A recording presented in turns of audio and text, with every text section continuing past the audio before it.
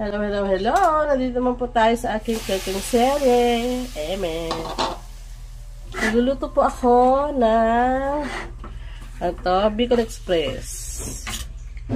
Request ni Sadi, ni ate.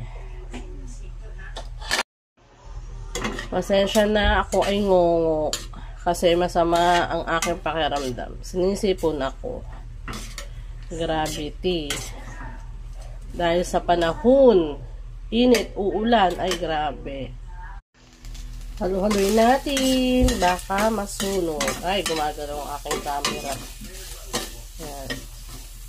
Halu-haluin lang.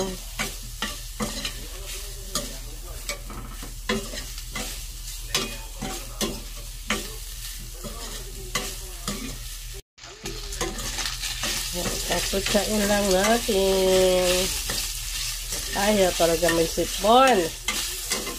Ngongo ka na. Lagyan na natin ang lahat. Di ko na isa-isahin. I-rumble-rumble na yan. Hindi naman. Hahalu-haluin mo din. Paikot-ikutin ka rin. Yan, halu-halu. Yan, haluin natin. Tapos lagyan natin ito mamaya. Lagyan natin ng bagoong. Bagoong na puti.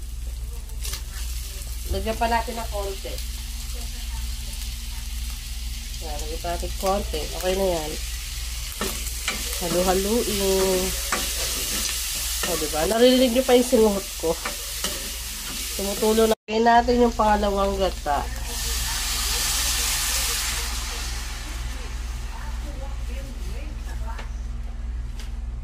Haluin natin.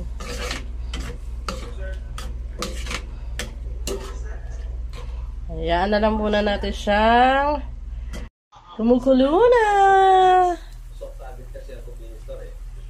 Timplahan na natin. Paminta. Ay, gagi. Di pa pala nakabukas. Kaya, totoo na yan. Okay na yan. Lagyan natin asin. Lagay na natin ang unang gata. Sama na rin natin ng sitaw.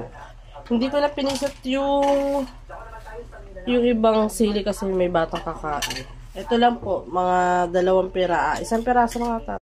Okay na yan! Kain na tayo! My Bicol Express. Request ni Ate Sadi.